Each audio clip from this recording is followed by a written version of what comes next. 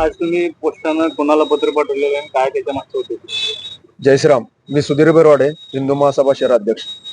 खासदार प्रणिती शिंदे ज्या वेळेला काहीतरी भाषण करतात त्या वेळेला त्यांच्या बोलण्यामध्ये फक्त जातीस्पीड निर्माण होतो. दोन्ही धर्मामध्ये तेढ कसं निर्माण करायचं आणि कसं मुस्लिम लोकांना हिंदू विरोधात भडकावायचं हे त्यांचं पूर्वीपासूनचं कारस्थान आहे.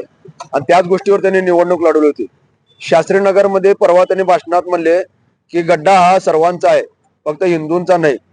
ताईंना मला काही प्रश्न विचारावं वाटलं पण ताई समोर आमच्या समोर येतच नाहीयेत, कारण की त्यांना हिंदूच्या संघटनेची काय अलर्जी असं वाटतंय.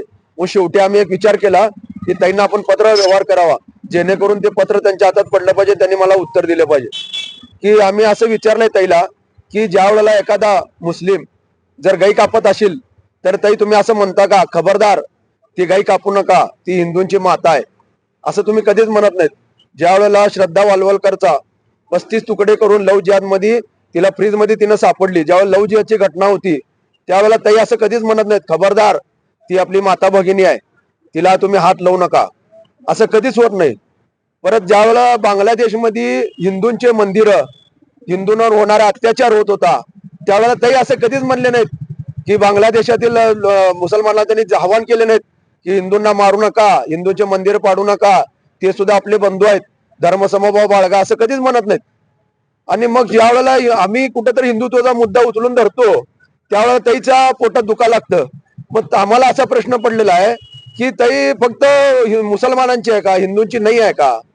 अहो ताई, ज्या वेळेला साखरपेठ मध्ये आपले बांधव ज्याला उपबोर्डाला पीडित होते त्यांना घरं बांधली जात नाहीत, त्यांच्या घरावर अक्षरशः बाथरूमला त्यांच्या दरवाजे नाही आहेत, अशा ठिकाणी स्त्री आहेत. तुम्ही सुद्धा एक स्त्री आहेत, तुम्ही जाऊन तिथं बघा की अक्षरशः स्त्री ज्या वेळेला एखादी आंघोळीला जाते बाथरूमला त्यावेळेला तिनं स्वतःची साडी तिथं अंतरून हात आंघोळ करते.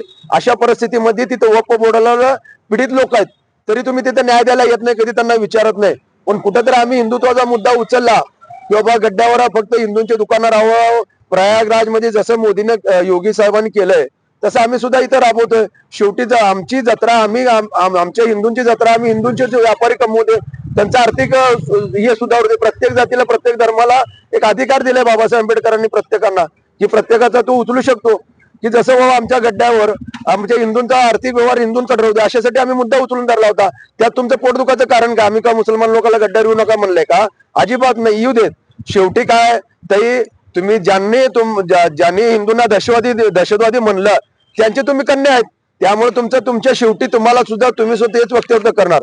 त्यामुळे आम्ही तुम्हाला पत्रव्यवहार केले, त्याचं पत्राचं उत्तर आम्हाला तुम्ही लवकरात लवकर पाठवावं, जेणेकरून तुमच्यातलं जे काय की हिंदूवरचं प्रेम आहे का नाही ते दिसून येईल.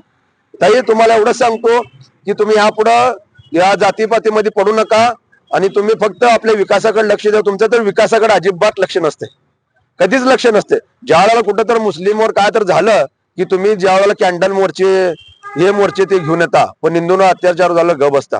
हे आम्ही सहन करून घेणार नाही. त्यासाठी आम्हाला पत्र पाठवलंय, तुम्ही त्याचं उत्तर लवकरात लवकर द्यावे.